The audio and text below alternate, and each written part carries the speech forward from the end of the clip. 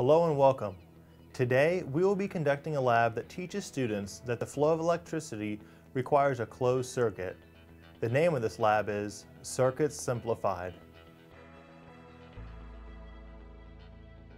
The materials you need for this lab are batteries, small light bulbs or LEDs, copper wire, or whiteboards and dry erase markers. The Sunshine State standards for this lab have students investigate and illustrate the fact that the flow of electricity requires a closed circuit. The inquiry question for this lab is, have your students try to connect a battery, a small light bulb, and two wires together in 8 different ways, and have them record whether the bulbs lit up or did not light. They should draw each configuration down on their whiteboard. Observe all the ways that cause the bulb to light. For your observations, write down the characteristics of a lit circuit. The conclusion statement for this lab is, a circuit is a continuous path of flowing electrons. In order for a bulb to light, a continuous path of energy must be made from the battery, through the wire, and into the bottom of the bulb. And it completes its circuit back through the bulb, through another wire, and back into the battery. Now on to the lab. First, break up the students into pairs, issue them the inquiry question and materials, and give them about 5 to 10 minutes to try and record different permutations of circuits. Now here's what the lab will look like.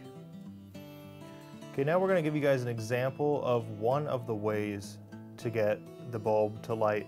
Remember though, your students need to try 8 different ways and record which ones light and which ones don't light. For today's example, we'll show you the easiest way to make one light.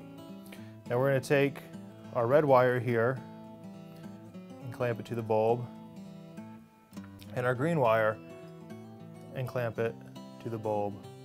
Our red wire is going to be attached to the positive side of the battery and our green wire to the negative side.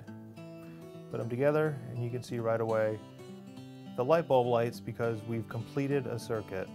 Afterwards, lead a discussion to compare and contrast the students' designs to deduce what they had in common and cause them to light or not light. You want your students to use the materials to make the light bulb light up.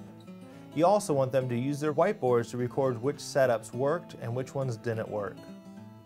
Some possible questions to ask your students include, can you light a bulb using only one portion of wire and the battery?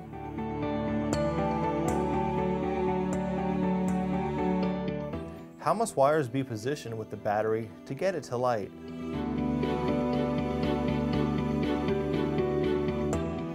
What purpose does the battery serve?